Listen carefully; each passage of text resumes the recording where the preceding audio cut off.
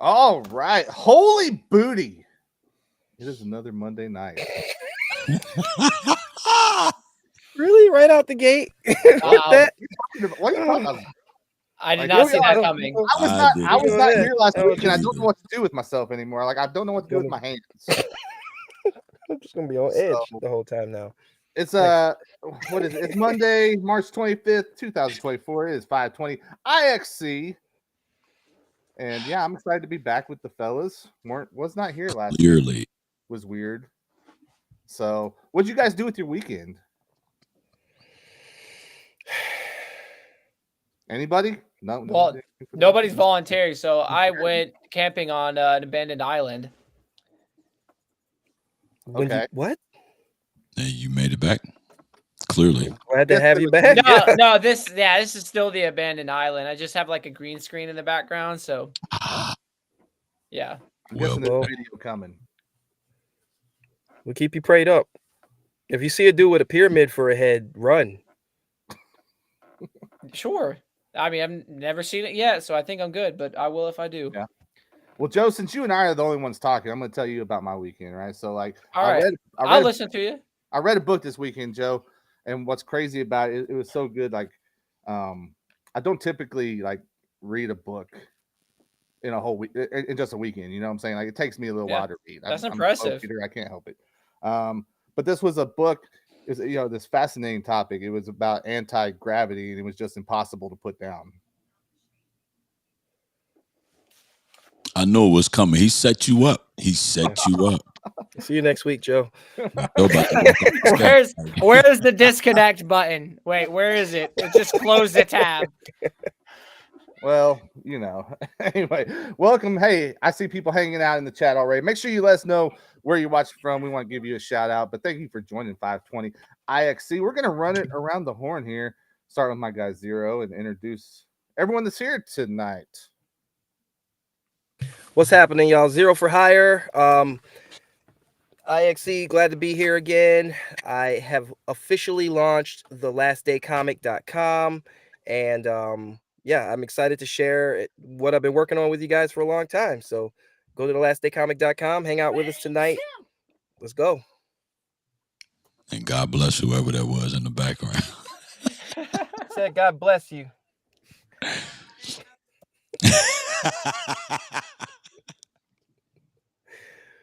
Yo, what's going on, everybody? Happy Monday. It's your man, King David the Vessel, another 520 iXc edition. I don't have the Superfly X shirt like my man Zero, but we hanging out. YieldingMusic.com. Slide through, hang out with me, connect with me. Let's get it popping, guys. It's going to be a good show tonight. Oh, it's my turn. Well, I'm excited to be with you guys. Missed a week, so it's good to be back once again, as always, representing the East Coast. I think I'm the only person here from the east side of the U.S., so looking forward to bringing a little bit of interesting perspective. Look, any conversation about Kanye is going to be crazy, and it's going to be interesting, so I'm looking forward to it.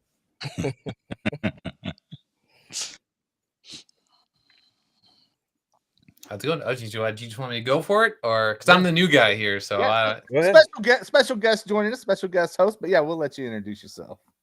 Cool. I'm Douglas Ernst. I'm the creator and writer of the series Soulfinder, the comic book series Soulfinder, which is on combat veteran exorcists that have to take on this demon called Blackfire and his minions until the end of time.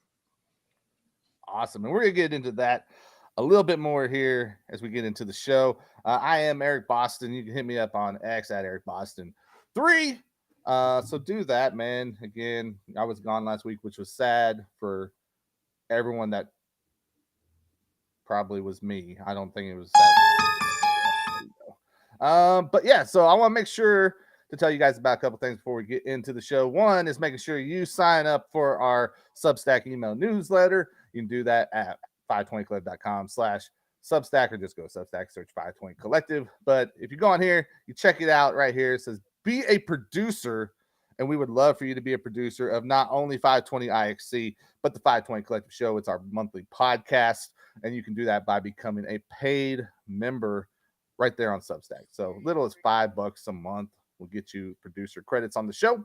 And then also, for everyone hanging out with us on YouTube right now, make sure you go to our Fresh Picks playlist on YouTube and YouTube Music. You just go to 520club.com/fresh-picks. We try to update that on a weekly basis, but lots of new content that's been put on there in the last couple of weeks. We are getting new music sent in every week. So if you are an artist and you'd like to send in your music for consideration for the Fresh Picks playlist, just go to 520club.com and submit your music right there. So, yeah, man, Joe kind of already got into it, man. Let me get the setup, but we are going to be talking a little bit about Kanye again here tonight, man. Kanye back in the news. Out of the news. I'm telling you, dude, like this guy, what's going on out there in Chicago, KD? Like Kanye just can't help himself, can he? Here, but he's not here at the moment. So kind of is what it is, man. But we got a lot of folks in that similar space. He's not an anomaly with some of these remarks and these comments that he just made. There's definitely some stuff we want to make sure we address. Yeah, man. Christian award-winning artist Kanye West. Yay. But let's get into it, man. We talked about him releasing his new album Vultures a few weeks ago, and some stuff that went along with that. Here we have Kanye in an interview with Big Boy TV, right? And in this, he says a lot of interesting stuff, and we're going to play a 2-minute clip here in just a moment so you guys get an idea of what all he said. But he says a lot in a 2-minute clip, really. You can tell by the headline here. The Kanye West tells interviewer, "I am God, I am the God of me," and then he lists things he doesn't like about Christianity. So let me scroll down here and get into this video real quick here. Are you in that space where you're comfortable enough to say, this is where I am right now? I'm still a man of God. Jesus still is king, but this is Vultures right now. This is where I am. It is, but I have my issues with Jesus. There's a lot of stuff I went through that I prayed and I didn't see Jesus show up. So I had to put my experience in this world, my experience with my children, my experience with other people, my experience with my account, my experience with my brand, and my experience with the level of music that I was dealing with in my own hands. Like a lot of times I just feel like in our society in America, people, Christians, we're depend on Jesus so much that we won't put the word in ourselves. And the main thing that really that I don't rock with is like, it's just always like, I'm gonna pray for you. And it's just like, you can actually physically do something yourself too, more than just pray. And we're so in this mentality that's all that needs to happen, but we ain't praying our way out of prison. We ain't praying our way out of the abortion clinics. You know how many threats we've been dealt with? And I didn't pray my way through them threats either. I had to get up and do it myself. I had so much to do, I ain't had time to pray. So that's where that's what my issue is. And look at where I'm at today. Show up. Show up, you know what I'm saying? I understand that that's a controversial. No, we gotta speak. But I dropped the con. So I'll be surprised that I'm still alive every day. How did you not so-called disappear?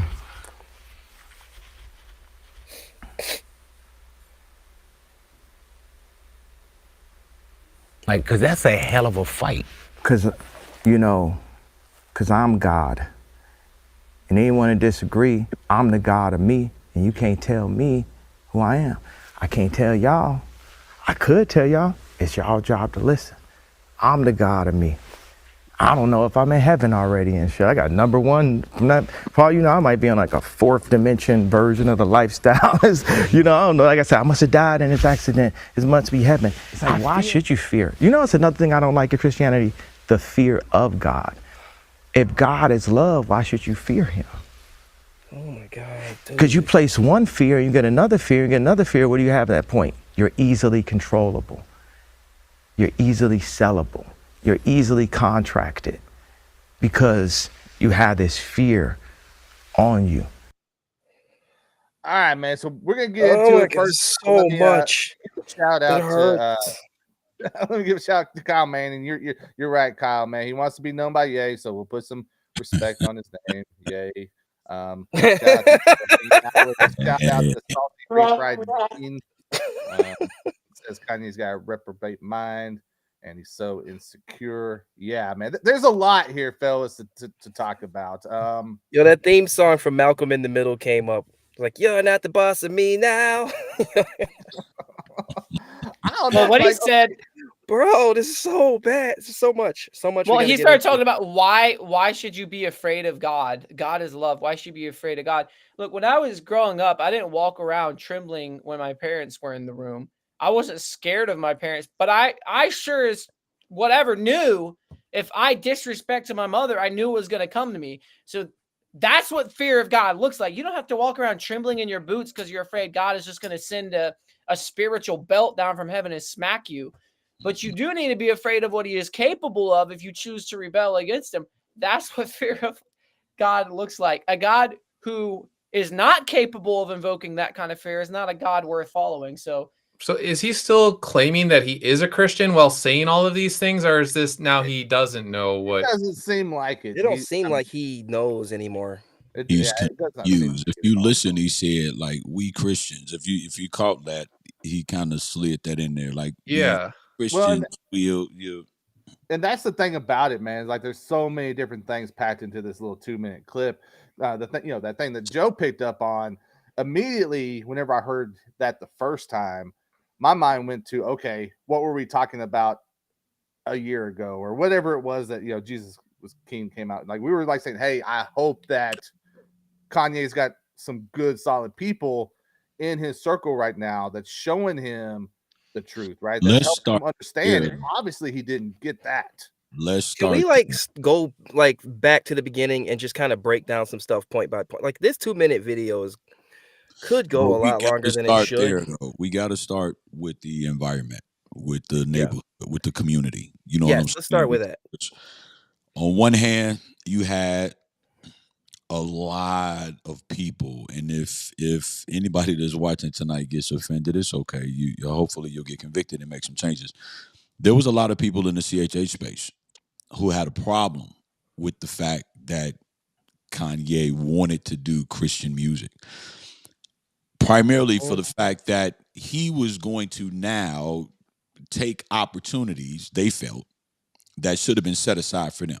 We've been in this space for a long time. We've been doing our music for a long time. We've been serving God for a long time. Watching Kanye come in here and man, y'all gonna give him our spots at these festivals. Y'all gonna let Ye come rock at your church. He gonna get the notoriety that we ain't been able to get. And he did. Mm-hmm. Jesus is King was well put together. Sunday services were well put together.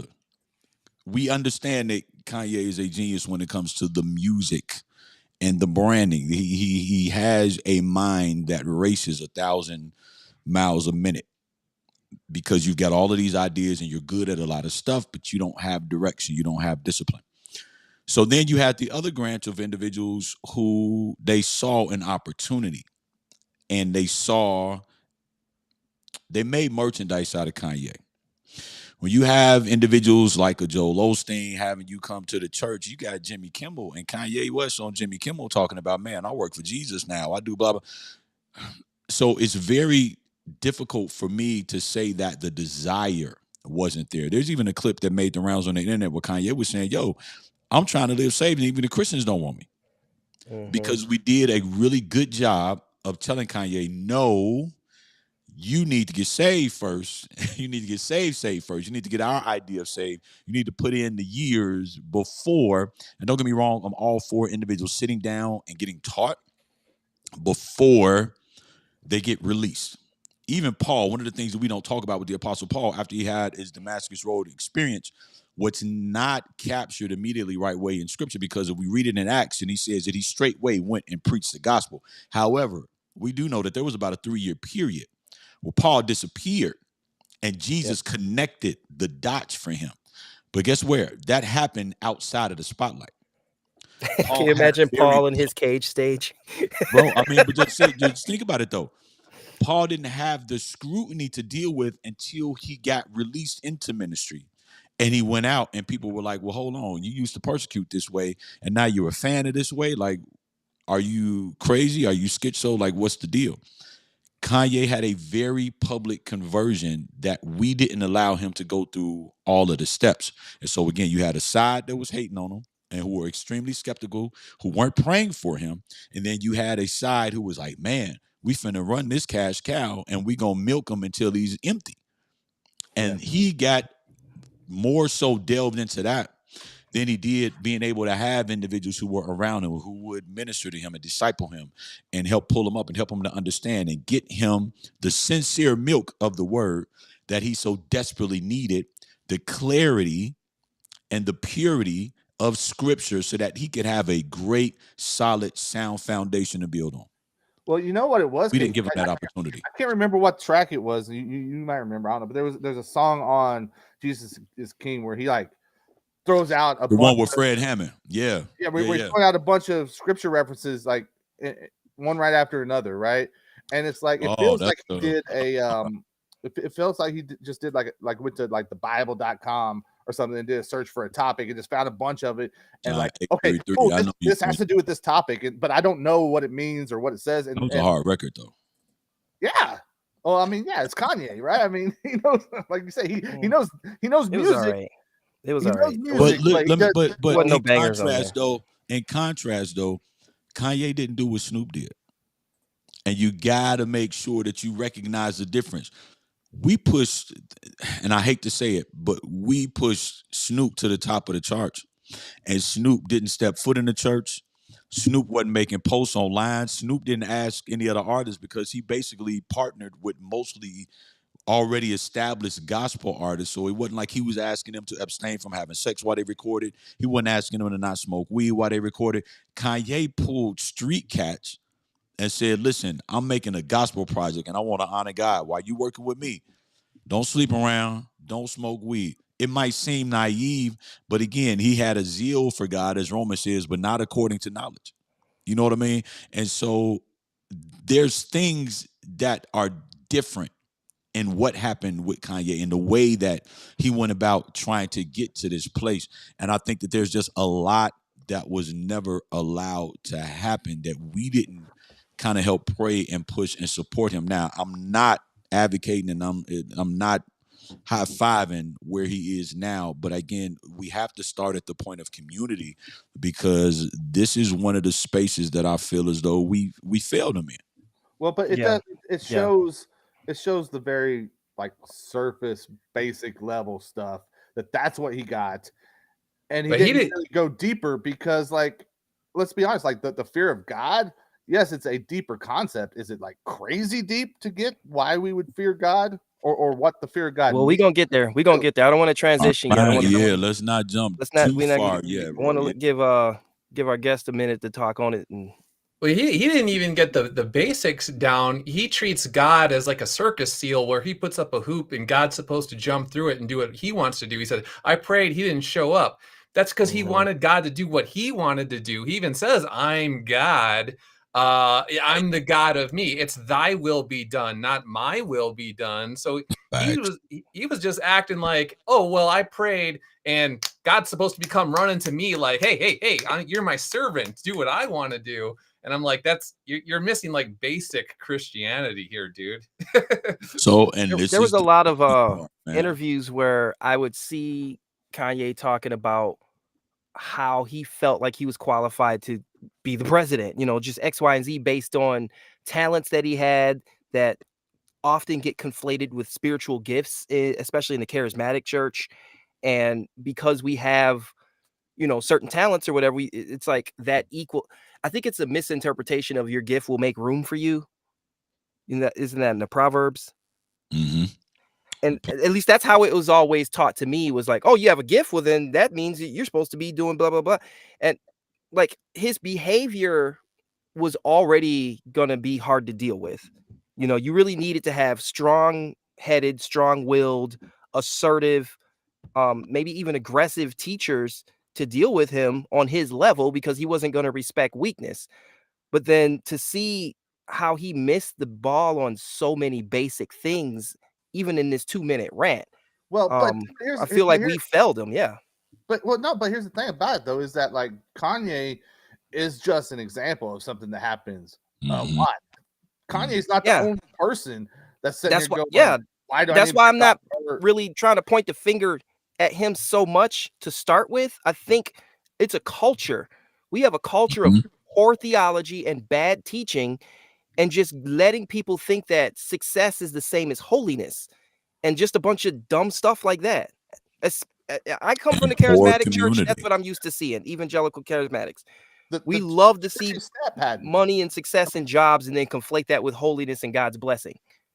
Yeah, but see, like I'm a part of the charismatic movement, and I don't, you know what I mean? Like, unfortunately, charisma gets a very bad rap in these days and times because it's either one extreme or the other, just like Reformed theology, one extreme or the other.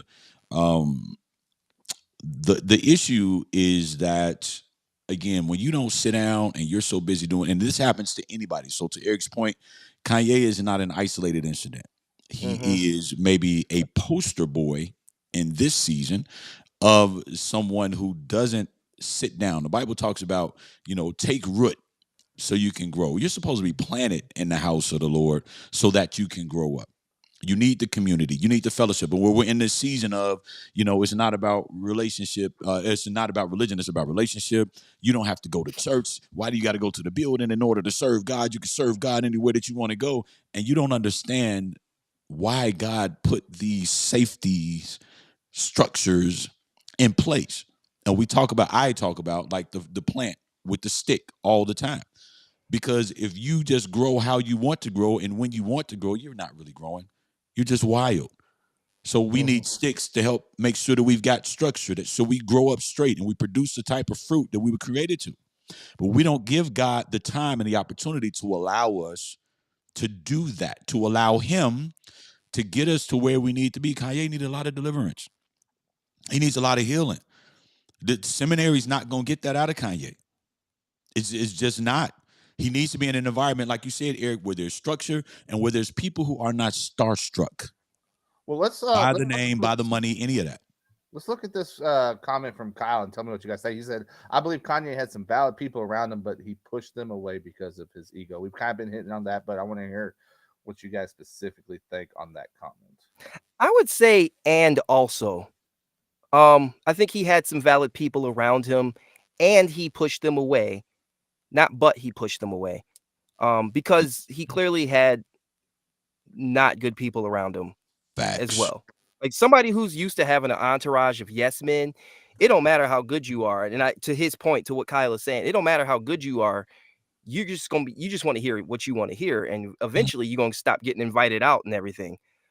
But again, in the faith, that's why I think it's important to have brothers around you who can contend with you, who can rival you even in some ways, because you got to fight for each other. That's the whole point of iron sharpening iron. Facts.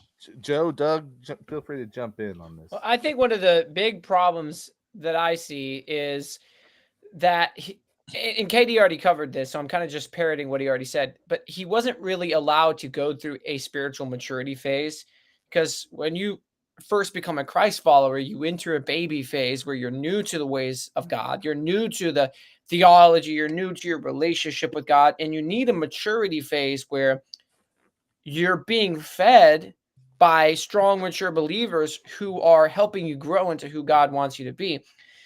So I'm never going to be one to say, here's exactly what happened in Kanye West's spiritual walk with God. But what I see from the outside is that he converted to Christianity, and then he instantly jumped over to, well, I'm going to turn this into a career. I'm going to turn this into a musical album. I'm going to do this with it. I'm going to do that with it.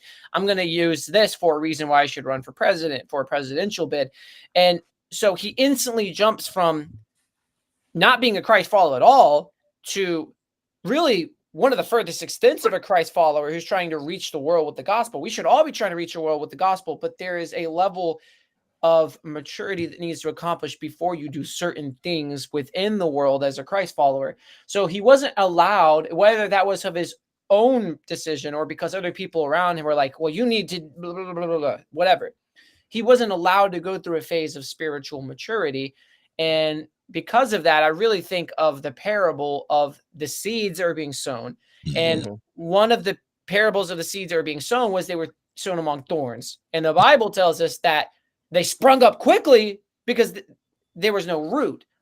And so when the sun began to beat down on it and persecution begins to arise and some of the things that happened to Kanye begin to happen to him, you begin to ask yourself, well, is this really worth what it's costing me? I thought this was going to benefit me. I thought this was going to be helpful for me. I thought this was going to do a lot of great things for me. And now all it's been is I say this in quotes, curse so far.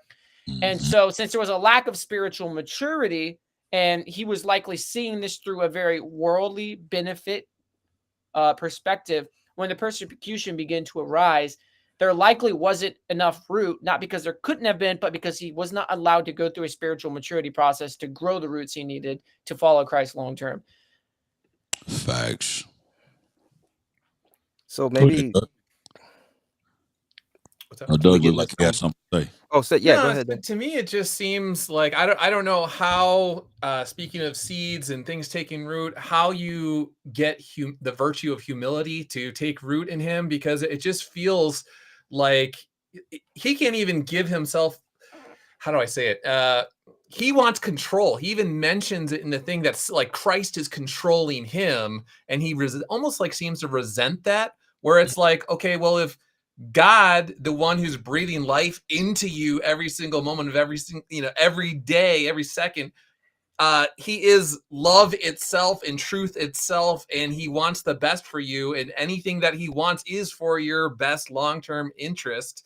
Why would you not want to give up control to him? But he still is like clinging to this, like, I got to do it the way that I want to do. And anybody who like tells me otherwise is trying to control me, and that's not going to happen. I'm just like, you need to work on the humility, guy. Like, this is not the way to go. How different is he from any of us?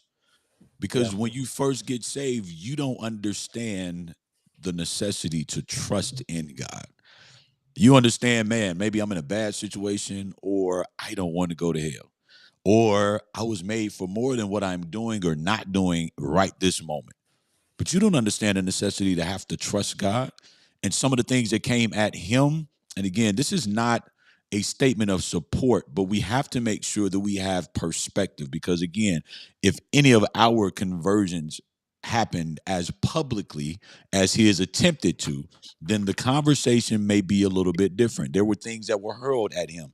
This dude is, unfortunately, for better or worse, like, there's a lot of bad decisions that he made before he got saved, right? Marrying Kim Kardashian is a bad decision, whether it was great for business, but it's bad for life. This dude is on Keeping Up with the Kardashians trying to tell his wife, hey, I don't want you going outside wearing that. Who does that? Because nobody else would. Like, this is his wiring. But how different is he from us in terms of saying, yo, we didn't know that we needed to give God control over our lives.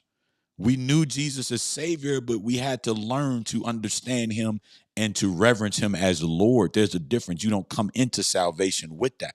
You have to get that. You have to be taught that. It has to be imparted. You have to be broken to the degree where you yield whatever control you think you have and allow God to take his rightful place, to be enthroned in our hearts. You have to grow to that place, and you have to want to grow to that place. So I just think it's kind of like a perfect storm in regards to him, and again, in regards to a ton of other individuals, because when I read this and then I looked at the tweet and I started looking at the comments were worse than what he was saying. But again, it lends itself to the fact that he's not the only one. Exactly. How many people have walked out the doors of the church saying this same stuff, man, because we dropped the ball on helping them understand. I do want to talk about this statement of I am God, I am the God of me that he made. To me, that's obviously, I mean, maybe it's not his intent, but he's obviously talking about little G God, right? Not big G, not the creator, the father that we're talking about here. But even with that, it made me feel like he doesn't understand even little G God. So how is he going to get big G? You know what I'm saying? Because like, even when you're talking about a God, right? we're talking about an entity that we view as bigger than ourselves, right? That is superior to us. And he's saying, no, that's me. I'm superior. Like, you can't be superior to yourself, man. You are what you are. Does that make sense? I don't know. It feels like a lot of his ideas flow from one problem that he states to the next. And like knowing the way that he thinks and speaks sometimes, like he's disappointed that he didn't get his way about something. And I hate to phrase it that way, but that's just what it is. He's disappointed he didn't get his way about something, whatever that specific thing is. And so he feels like, well, then I'm gonna have to do it myself. And so like we get told that you have to do everything in your power that you can to do right, and then God's grace makes up the rest. And then it feels like he's not understanding that because, one, he's not letting go of control. He feels like he has to do everything himself. Having that rebellious personality, this echoes his old lyrics. You can't tell me nothing. You know, that's always been his biggest problem. And so if he's saying, well, even God can't be God, he's got to be God because otherwise it's not going to get done his way. It's just that mindset, that rebellious mindset of you can't tell me nothing. And so I'm going to have to go do it myself. And those are opposites of these things that he says he has problems with. You know, like he doesn't, the fear of the God, that's at the end. But well, we what can was the talk other about thing he said? the prayer part, right? Where he's like, I prayed a lot of things. Yes. Let's touch on Let's that. go to that. That's important. And again, the comments were lit up with a bunch of people. First of all, one of the best things a believer can do is pray. The Bible in James says in James 5, the fervent effectual prayers of the righteous availeth much. There is power in prayer. But if you don't know how to pray, if you're not in a position to pray, like these are the conversations that we don't have, then you're not going to see what it is that you want. James 4 talks about how we don't pray accurately because we're not praying God's will. We're praying amiss. We're praying so that we can consume what we want on our flesh. So we're praying to God for what we want that doesn't line up with what God wants for us, and then we get disappointed when we don't see it. Yeah, we're okay teaching people incomplete theology, right? You have an incomplete understanding. We want to be able to say, hey, just pray for it. Because I mean, he hits on this, right? He's like, you know, I'm supposed to, you know, I'll pray for you, right? He complained about people saying that, like, when you can do something. Like, I want to get to that one separately. But it's this idea that yeah, they're tied together. Formed, right? Where it's like people we say, oh, hey, make sure you're praying. Make sure you're praying. Dude, there's more to it than just praying, though. Well, he's not at his word, for one. Like, if you don't come to these conclusions if you're in scripture. You have Paul praying to God to remove this thorn from his flesh, and God saying, my grace is sufficient. You have the entire book of Job. It's like the first thing that we teach people when they start going through hardships, because at the end of the book, he's sitting there with his friends, and his one friend is like, well, God is mad at you because you did something wrong. Or the other one is like, well, here's the reason why God is letting this stuff happen to you. And the other one is like, here's the reason. And God rebukes everybody. And then he doesn't give a reason. And then you compare that with Proverbs 1:7, where he's talking about the fear of the Lord, because it seems to come all around full circle. God does not need to prove himself or explain himself to his creation. And until we can like put ourselves in that place, you can't even start to move forward. Like, if my kid's throwing a temper tantrum in the grocery store, I'll just grab him by the arm. Okay, we'll come back some other time. Get back in the car. You're not getting candy. I'm not getting groceries. We're going home. Because you're not the boss. But if you want to be the boss, like, you can't I'm sorry if I'm ranting here. It's frustrating. One of the biggest I'd like you to apologize better than that, Zero. Try again. One of the biggest problems I see in Christianity in this area is people's finding things that they don't agree with and then wanting God to explain, why can't you meet my expectations? And then we show them in scriptures, here's what we do have. And the rest is like, you have to understand that you're not God. When he sent in the armies to destroy that entire nation, and people have a problem with that. And then they say, well, how come you didn't do it this way, God? And it's like, you gonna tell God how to deal with his enemies? You gonna tell God how to judge nations? Like, we have so many examples, especially in the Old Testament, where God is just like, I don't have to explain myself to you. And then we get to modern day evangelicals that just want stuff and can't have their way. So like I don't know. That's frustrating to me, because that was like the most basic thing that saved my life. Look, I'm gonna point out two things, and then I'm gonna be quiet so we can, keep moving the conversation on. So, one, not everybody can pray. Okay, everybody can pray, but not everybody can get a prayer through. John 9 makes a very distinct statement, right around the 33rd, 37th verse. We read the story about the blind man, right? And the disciples ask, who was blind? Who sinned? His mother, his father? No, this is so that the glory of God can be revealed. And as after Jesus heals the blind man is being dragged to the carpet by the Pharisees and the Sadducees. And they're like, tell the truth. Who healed you? We know this man is a sinner. And he said, well, whether he's a sinner or not, I know not, but I was blind and now I can see.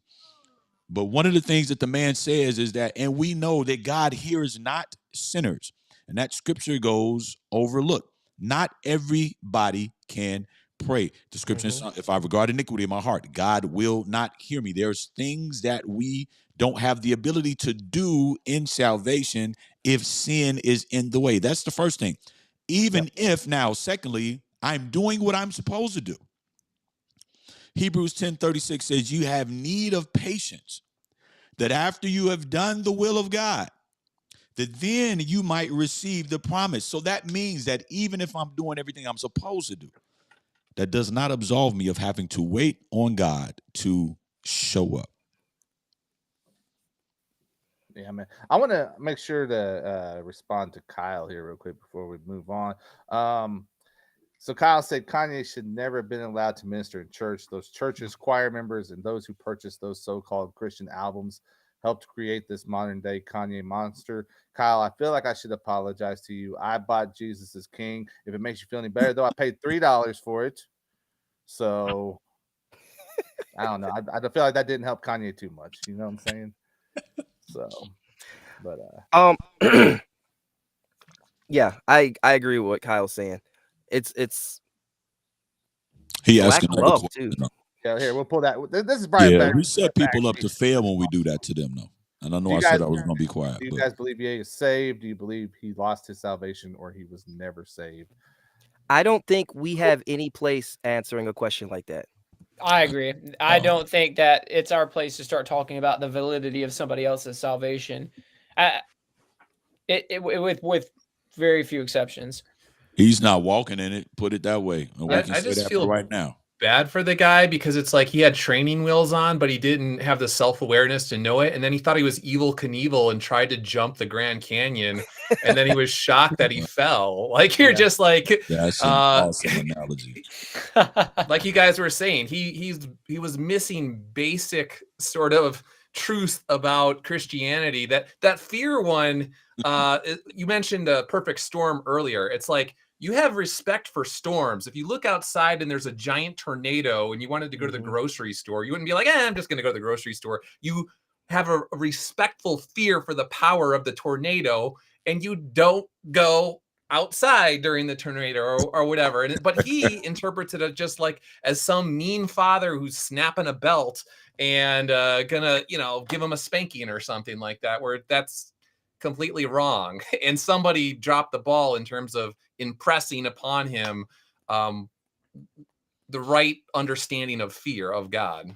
Absolutely. So what's interesting about the fear thing is like, it's only Christianity that all of a sudden we have to just abandon logic in the way we think of everything else. If you're standing on the train tracks and the train's coming at you, you should fear that train. If you're staring down the barrel of a gun, you should fear that gun. If you're standing before the king, you don't reach for your firearm. You don't reach for your sword. You fear the king. But then all of a sudden, when it's God, we just abandon that logic. You don't fear the king anymore. You don't fear God. It's because we people have can't worked a long time to change the character of God. So I think we're doing people a disservice. Like he's saying it like he was let down. Like so many Christians fear God because he's God, dude. Like you wouldn't talk like that to a king. an earthly king. You wouldn't go out in the jungle and talk to a silverback gorilla how you talking right now, but all of a sudden it's God and you just get to say whatever you want. Yep. Hey, I might Just talk no to Charles reverence, that man. way, dude. I don't know. He's an old man. You what? I might talk to Charles that way. You go to North Korea, try to talk to Kim Jong-un like Bro, that. No, tell me no, about I'm gonna miss that one. I'm gonna miss Yeah, that trip. exactly. you ain't How many times more powerful is God than Kim Jong-un? I think this whole conversation just brings up the importance of submitting to the will of God, because you definitely get this impression from his conversation. He had been praying for many different things from God, whether it's God save my marriage, whether it's God save my career. And when things didn't go his way, then he took that as a rejection to some degree from God. And I don't think there's anything wrong inherently with asking God for whatever it is that your heart desires. But you always have to be willing to submit to the fact that sometimes God is either not going to answer your request at all, or he's not going to answer it the way that you want him to answer it. And so this is something I think a lot of people struggle with. God, I want this. I want that. Save my parents, save my marriage, save my situation. God's going to answer every prayer the way that he chooses. And where many Christians fall over by the wayside is when God does not answer the prayer the way that they want him to. I have had many things in my life where I've prayed, God, I want this more than I want anything else. And I'll admit, all that I heard in the moment was silence. And it takes a lot of humility to say, even when there's silence and it feels like my world's falling apart, I trust that you know what you're doing. I trust in your plan. I trust that you're bigger than me, and that as I follow you, you're going to work all things together for my good in the long run. But if there's not that trust of God, when you ask for things and they're not given, you then begin to defy the authority of God. I think that's more than anything else what I'm getting out of this whole conversation. And Kanye should also recognize that, say he was praying that his marriage with Kim was somehow saved and she would turn to Christ as well or something. God respects the free will of Kim Kardashian. If Kim Kardashian rejects God, what is he supposed to do? So maybe the best thing then is for Kanye to find someone else, because Kim is rejecting God, and there's only so much God could do. If he's reaching out and sending graces Kim's way and giving her chances to turn to him, and she slams the door in his face, then he's going to respect her free will. So that's not God's fault. That's Kim's free will rejecting God. He said it's somewhere in that rant. He had to be the word in himself because Jesus wasn't doing it or something. It's like Jesus is the word. I think all of the problems that he has would have been resolved if he had been in the word. Like it's such an easy generic thing to say, but like being mad at Christians, being mad at people for saying, I'm gonna pray for you. Okay, James says that like they don't that's not love. I put it in the private chat, James 2:14 through 17. He actually talks about that specific thing. He talks about rebellion. He talks about all of these problems that he's having, and there's like very specific. You brought up the parable of the seeds. And every time he says something, I'm like, wow, man, but Jesus talked about that. It's like, being a Christian isn't just believing. I want to be careful what I say. We're following Jesus. And you can't do that if you're trying to take the lead. Facts. I don't want to get too deep into what I was going to say. That's enough. We're following Jesus. And if you're trying to take the lead, I think that's a good place for us to leave it off. If you're watching the replay of this, man, make sure you leave a comment. Let us know what you think of all this with Kanye, etc., and how you see it playing out, not only in Kanye's life, but man, what are we seeing and what are we doing about it in the lives of the people in our immediate circles, man? That's a question I have. But shout out to everyone hanging out in the chat with us, man. I want to get over and talk about what Doug has going on. We got our guest Douglas Ernst here. Doug, man, thank you for just hanging out with us tonight. First off, but tell people a little bit about the project that you have going, and kind of set it up and kind of how you got it started and kind of some of the background to it. Sure. Well, thanks for having me. I appreciate it. Thanks for reaching out. Long story short, Soulfinder is, like I said earlier, my series on combat veteran exorcists that take on this demon called Blackfire. It's put out through Iconic Comics, which is down in Texas, with my buddy Timothy Lim and a number of other creators. And essentially years ago, I got sick and tired of seeing the superheroes that I grew up with, whether it's Superman or Spider-Man. With great power comes great responsibility and those sorts of things. They were one thing when I was a child, and then as I grew older, the heroes, they didn't have a functioning moral compass. And then it started to be everybody was an anti-hero. Then a lot of the heroes you grew up with, you didn't even know if they were good guys or bad guys. And then the bad guys were portrayed as good guys. In Spider-Man, there was a period of time where Spider-Man was actually Dr. Octopus and the superior Spider-Man. And I don't want to get into the weeds and all that, but everything was inverted. And I was sick of it. I grew up loving comics, and I wanted to have heroes, heroic men of virtue, that they're fallible, just like all of us, but in any given situation, they're trying to do the right thing, and they have a functioning moral compass. And I wanted to pit good men up against evil. And so that's where I was like, all right, I could have these guys they're combat vets. They got out, they went to seminary, they became priests, and then they became eligible to be part of this major order of exorcists that take on demons. Because with demons, there's no mistake. There's no gray area. They are evil. And so that's like, all right, that's set up, bam. And now I got the good versus the evil. Now I can tell the story. And this is something that I feel is missing at Marvel and DC these days. Yeah, man, you can see it on the screen. So, I mean, go to Iconic Comics. You can search for Soulfinder and check out the stuff that they can purchase for the whole series. Did you find it? I know Zero's probably got better questions than I do because he's into the whole comic book thing. I'm not so much into it, but I do like it a little bit, I guess. But I guess my question would be like, were you worried about how this would be received when you infuse that religious side into it? Because I mean, it seems like it's not like you just kind of, oh, let me just slide this in here and slide that in there. You know what I'm saying? Like it seems pretty upfront. Right. So yeah, there were when it was coming together initially, there were individuals that kind of, it raises an eyebrow, like, oh, you sure you don't just want to do scantily clad women jumping around the page or something? Like, that'll sell. And you're just going to put a bunch of like older guys in their 30s and 40s going up against demons. And then it was just like, yeah, I mean, I also grew up with G.I. Joe, and most, I don't know, to me, most guys, like red-blooded American guys,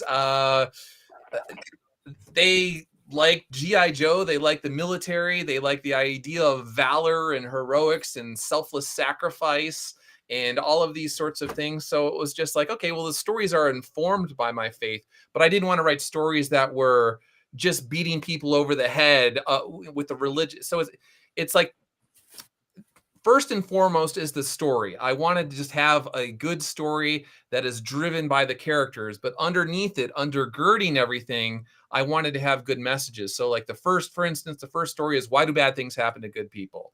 The second story is about getting yourself out of the abyss of depression and hopelessness through friends, family, loved one, intercessory prayer. The third book is about the importance and need of forgiveness. So these are like the themes and ideas that are running through it.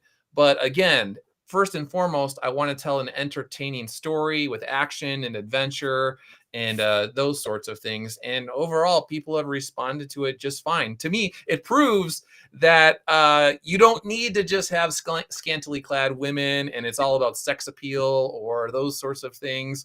I feel like there is a population of guys out there that just want to read about heroic men doing courageous things. I want to address this question that B Plus is asking at the top, because I think it comes with this a misconception that comic books are for kids. And like, I think it's the 30 and 40-year-old men that are really keeping the comic book industry alive. So I'm not saying that there aren't comic books for kids, but I think comic books are really more for guys our age to begin with. Right. So That's actually been a little bit of a problem over time. So some people, I'm not trying to be flippant toward the question. Some people wanted me to essentially create the Finding Nemo version of Exorcists, and I'm like, that doesn't really exist. Somebody might be able to do that somewhere, but I can't. So obviously, because they're confronting demons, there's darker material. But I look at it like if you watch the Indiana Jones movies growing up, there was some really dark stuff in those movies, but I watched them as not like a young child, but I think if you're like, 13, 14 years old and your parents have checked it out beforehand, like there's no foul language in there. In the very first book, there's strategic shadows during a black mass. So a woman who is at the black mass, you can't see anything, but she isn't clothed or whatever. Nudity. Yeah, and then that's another one. I've heard all sorts of stuff about that, and but like I said, it was strategic shadows. You literally couldn't see anything. And she was possessed. It was portrayed as a very bad thing, a hurtful thing for this woman's soul. But for the most part, I try to strike that balance where I think young kids that are maybe 13, 14 years old would be able to read it, but I would still, have their parents check it out first and see if it's for them. That's good. How are you? Yeah, I was just picking up from what you were saying earlier. You want me to keep going? I'll let you go. I was just gonna say, from what I'm hearing, I think he's talking about holy booty. Douglas is never gonna come back on the show. It's fine. I'm getting everything. One day. Bro, this is actually your fault, bro. This is actually your fault. I know, and I own that. I fess up to it, but I'm not. Where we talk about holy booty. That's the new tagline. But Eric don't brand it and try to make it his own. Well, to redirect this towards a more serious question, I'd be curious to hear just what some of the reception has been from the people who have read these comics so far, specifically people outside of traditional Christian audience circles. I was going to ask the inverse question, so if you can answer both sides. So So there's a couple different groups that I really like when they come to me and they say they enjoy the stories. When atheists say that they like the stories, that makes me very happy because it shows that I'm doing it in a way where it relates to them. Because to me, like I said, the underlying message, if they look into it, they will see that it is informed by a man who takes his faith very seriously. And I'm trying to impart those. So even on a subconscious level, I'm being subversive for Christ in some sort of way that's still getting to them. I'm planting the seeds as we were talking earlier. So I'm like, all right, at least I got the seeds in there and maybe they're going to come back for the next one. Who knows? And then there's other people. If I sometimes receive emails or letters from people that are like, I was really turned off by, I was raised a certain way and I was away from the church for a while. And now you got me rethinking things and looking into stuff. So I'm like, okay, that's cool too. And then there's other people that are just like, because they're like, well, they're Baptist soul finders or they're evangelical soul finders and all this sort of stuff. And sometimes people come to me and be like, listen, I know you're Catholic, I'm Protestant, but I really like your books. And so I was just like, okay, cool. So I'm writing them in a way where it's not needlessly alienating anybody, and I'm still sticking to my own sort of faith, but it's able to build bridges with other denominations and these sorts of things. And I didn't want to just needlessly cause divides and fights, because then they're getting away from the story and they're not talking about the story and they're just fighting about denominations, and that's not what I wanted. So that's pretty cool too, when people that are of different denominations say hey, I know this is what you believe and we got our differences, but these are pretty cool stories and I want my kids to read them. So I know it's hard to explain maybe certain plot points without giving away too much or spoilers or whatever, but for most Christian comics that I've seen that aim for superheroes, it's generally the rapture or the tribulation period, and then there's some guy who has powers that are based on Ephesians 6:13. Trying to avoid all that, I didn't see anything like that in your book, which is what drew me to it, because it's kind of really overdone. But could you explain the power set of how your characters, like how the superheroes work? They Or have is zero that something? powers. All of their power comes through Jesus Christ. So that's another thing. So there was one guy, he's a really nice guy, he likes the books, and he was just essentially saying, like, they'll say these prayers, and then sometimes the demon is like teased out and chased away or whatnot. And he was like, it just seems like a little bit like, I don't want to say like predictable or this or that, because it doesn't always happen that way. But to me, I was like, well, how come when you read Doctor Strange and he's an occultist and he says, whizzle, whizzle, wazzle or whatever, and then his magic trick works on the bad guy, you're totally cool with that. But then when I'm actually using legit, prayers, then you're somehow like that, like makes you uncomfortable or weird, like you weirded out when it's rooted in reality. And so people sometimes wonder, like, does he have like Green Lantern powers? And I was like, no, everything is rooted in prayer, and he's turning towards Christ. And sometimes, getting back to the Kanye stuff, the prayers aren't always answered the way that the priest might want, and he has his own cross that he has to be on.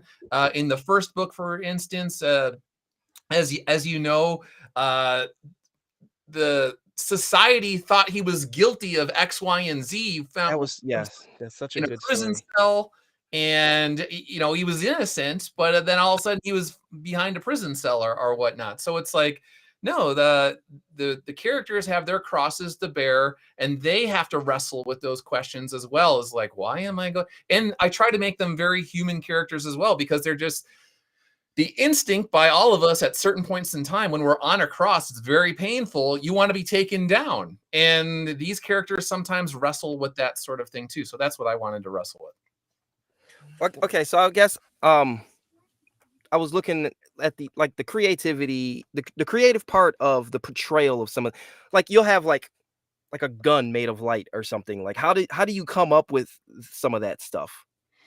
Right. So there's a spiritual realm, for those that don't know, and that's where you see beyond the veil. And so this is where they can take on the demons. They take them on in just the physical world as well.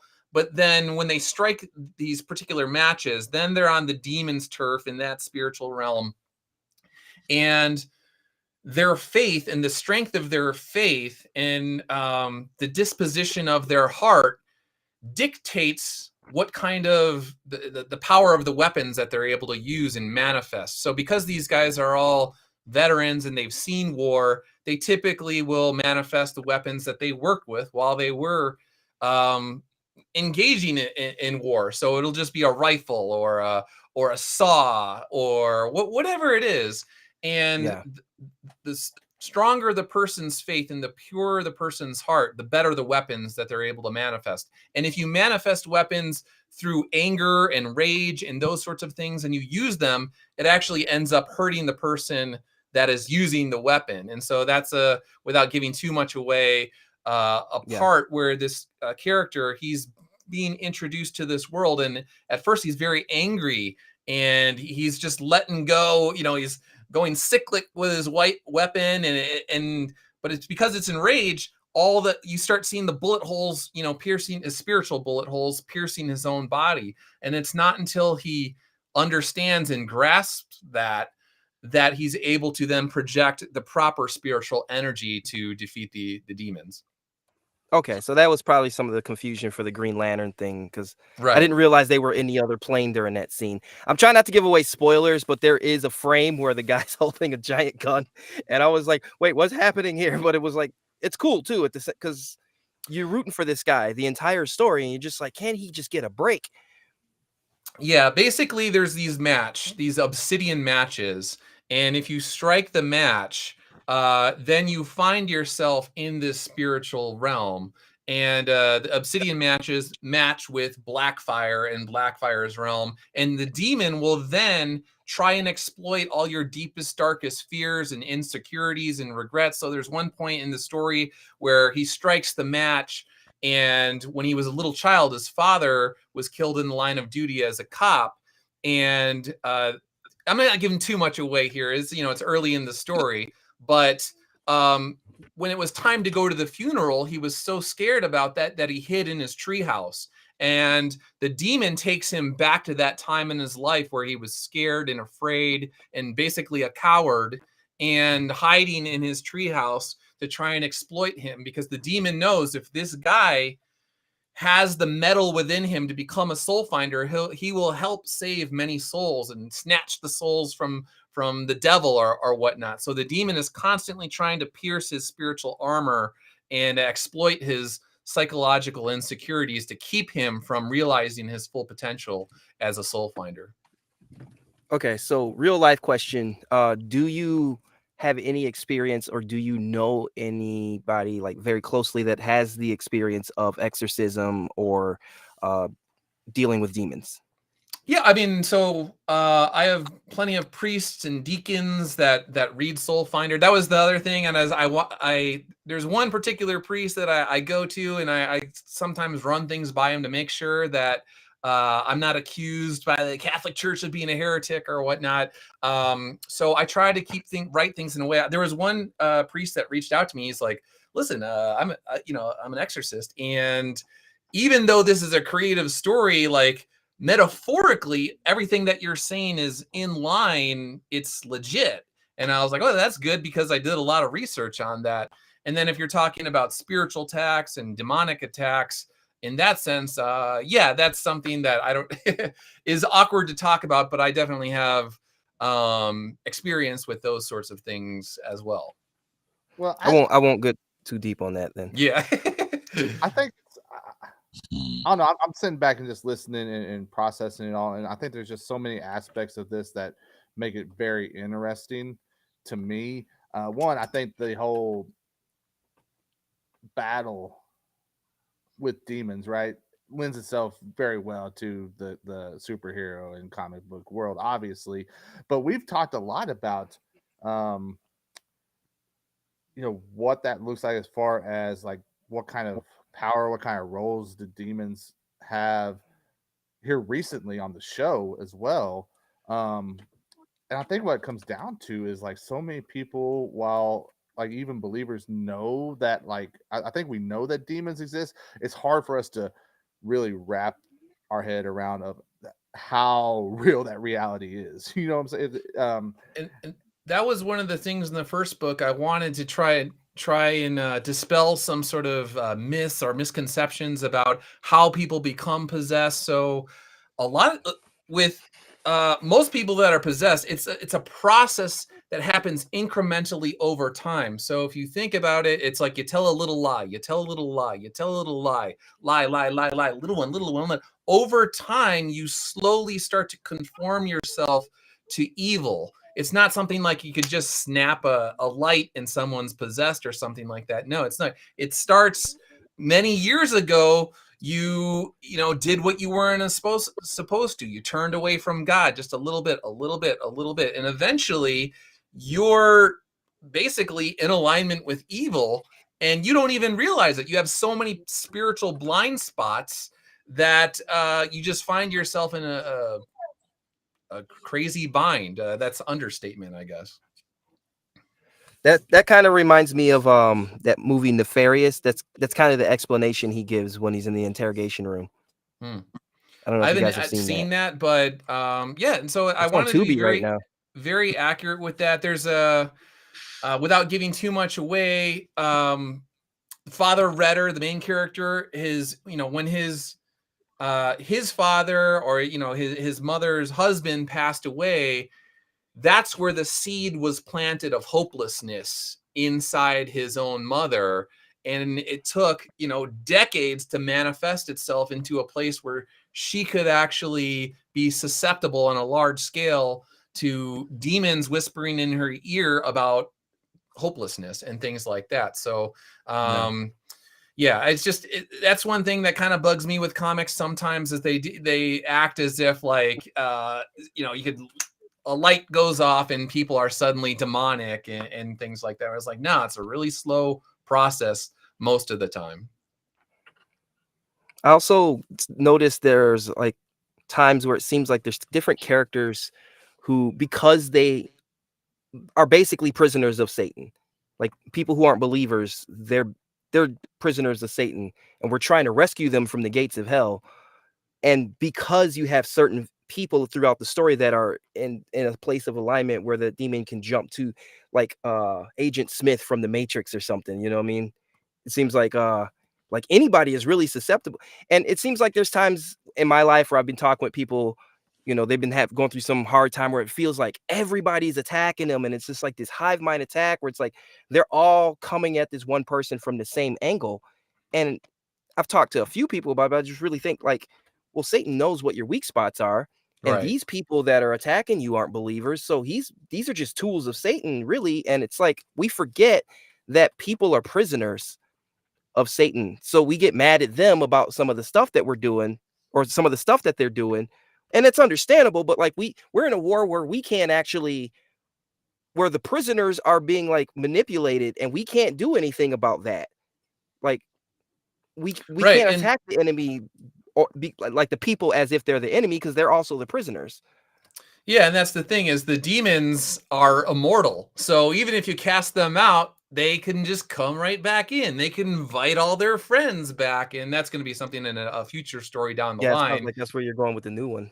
And it's one of those things where yeah, that so with the Soulfinder stories, it's really about the spiritual sort of journey that these characters are on, because at the end of it, I always try to like end on a hopeful note.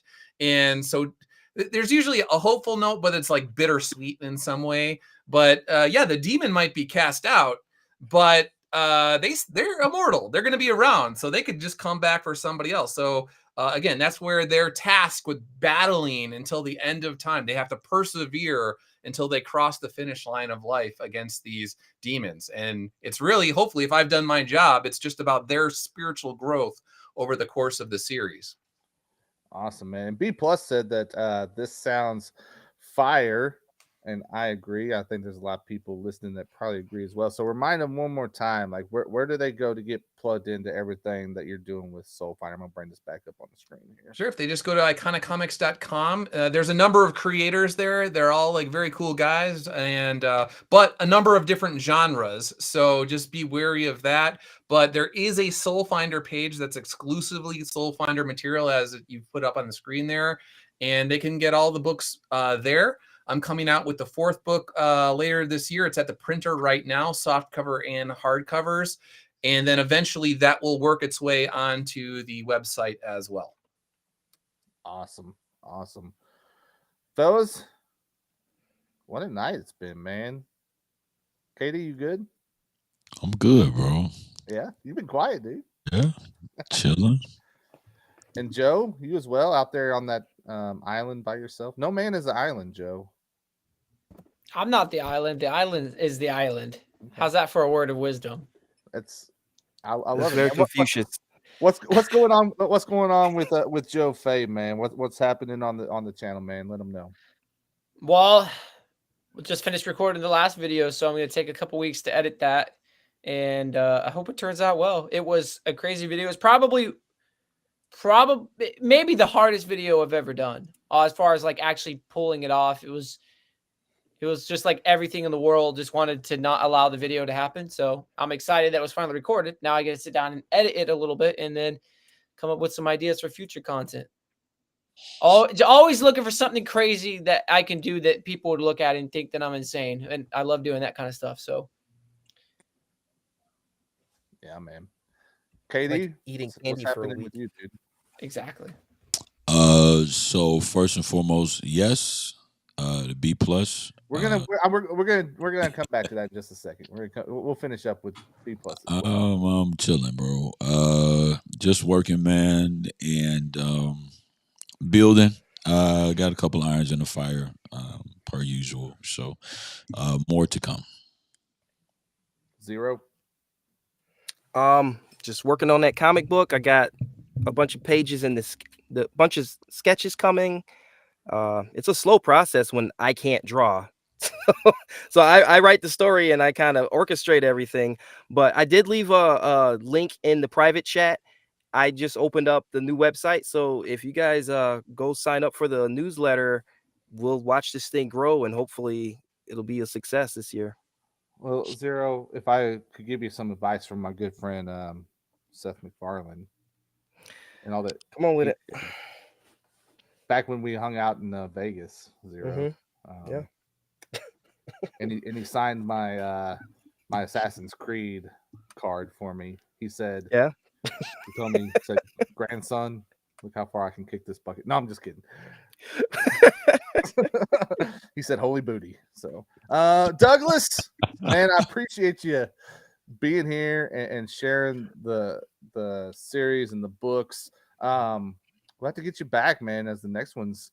Or I mean, you're welcome back anytime. The door's always open, but definitely we'll have to get you back as the next one. Yeah, I had a great time, and thanks for inviting me. I really appreciate it.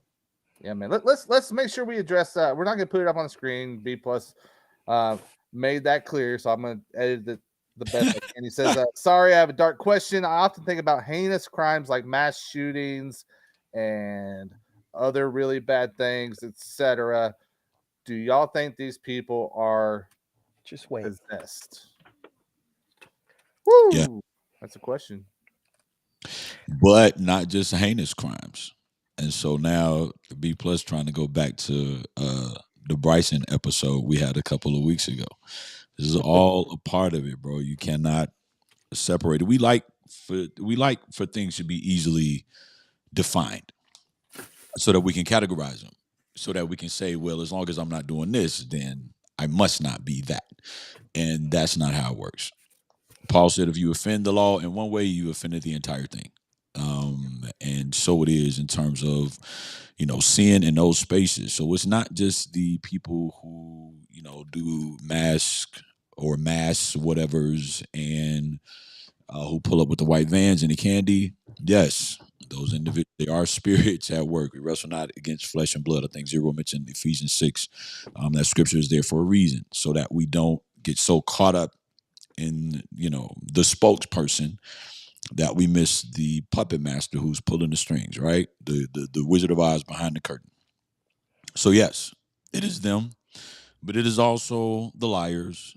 It's also the cheaters. It's also the folks who, lie on their taxes. It's also yeah. So again, yes, and yes. I would say, go ahead, Eric. You got Zero. I would say with this particularly heinous things that you listed, I think those people are driven to certain things by the demons, by the demonic forces. I also think that possession is like a final stage when they try to get you to kill yourself. So I don't know if I would blame those crimes on demon possessed people. I think maybe they're oppressed. That's why I try not to say demon possessed. I usually say demonized, because it seems like there's a spectrum of giving yourself over to the demons completely, with possession being the final stage where they take control and then they want to kill you, because that's ultimately their goal, is that they want to kill you. But the Bible does talk about in Romans that about a reprobate mind and people who have a seared conscience. And I think that some of those people are just truly evil, and they are acting out of evil. And it's not easy to think that somebody could be that evil, but they can be that evil, driven by demons, driven by Satan. But also the hearts of men are very dark as well. So it's hard to tell which case is which, which case was a demon, which case was a really evil person. But there are some really demonic forces out there that will drive people to do evil things, and those people not be possessed. I think that's more likely the case in most cases. You kind of hit the nail on the head when you said it was essentially a spectrum. There's different forms of demonic activity and how they act upon the physical world and people. So the demonic obsession, for instance, is, certain thoughts, almost obsessive compulsive sort of things over and over that keep returning to the mind again and again and again and again.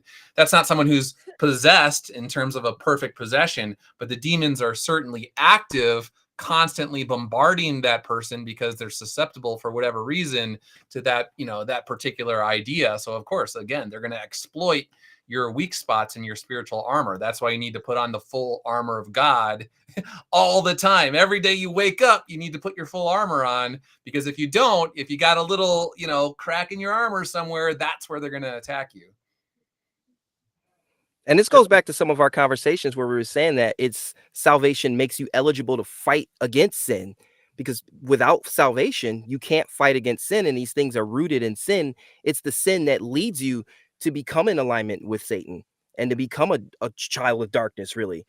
It's so without repenting of sin, or without salvation, you can't fight the sin that will eventually drag you to hell. So that's just one of many ways that it happens. Some people just, like Katie said, they're good people, quote unquote, but they sometimes lie and they cheat on their taxes, and they don't do everything right, and then they wake up in hell one day and they're like, what happened? It's like, the salvation in Christ, or salvation through Christ, is the only thing that's going to give you the tools to fight back. Everybody else is a prisoner. Yeah, I think that's actually a lie of the devil, in that so many people believe if I'm just a good person, then I will go to heaven. Like, it's just like, no, I don't cheat on my taxes. Oh, I do help old ladies cross the street from time to time. I'm a good person. I'll go to heaven. It's like, well, if you reject Christ as your savior, you could help all sorts of old ladies cross the street, but you're putting yourself in a really precarious situation when you step into eternity and you have to face your creator. Agree. So you want to weigh in on it at all? I think you guys have pretty well covered it. I think Zero said it pretty much perfectly. It's a spectrum, and many actions are influenced by demonic activity. But I agree with him. He says that usually possession in and of itself is the final stage. So I think you guys have pretty well covered the point. I do want to add in a little, just bit of encouragement. It was really interesting this past Friday at school. We had our FCA meeting, and we had a football player come from the local college, and he actually talked about the temptation of Satan, right? And he's like, I think this is something that we don't talk enough about. And after his discussion, or what he came to say, I weighed in and I said, hey, guys, the thing you gotta remember is we're gonna be tempted, but we have the ability to either let that temptation actually cause us to do something, or we can say no, right? Christ gave us the example of, even Satan couldn't do anything. He just had to try to convince Christ to allow it, right? And Christ is like, nah, no, go away. So that would be my encouragement. Because I think we all get that at times, but we maybe forget that even though we're talking about these forces that exist in this plane that we can't see and everything else, when we're talking about spirits and principalities and everything else, we still do have power when it comes to that as well. We have the ability to resist it, and maybe we forget that sometimes. I don't know, but B+, what are you talking about, old lady? I'm not helping no more old ladies. Good luck in them streets. Yeah, dude. That's why we were laughing. If you're 90 years old and you can't take, I'm trying to hold it in. You should have stayed home, Agnes. Right. Oh, man. Go back to the home, man. Oh, man. Go back and pray a little bit. Go back and listen to your Kanye albums. That's fine.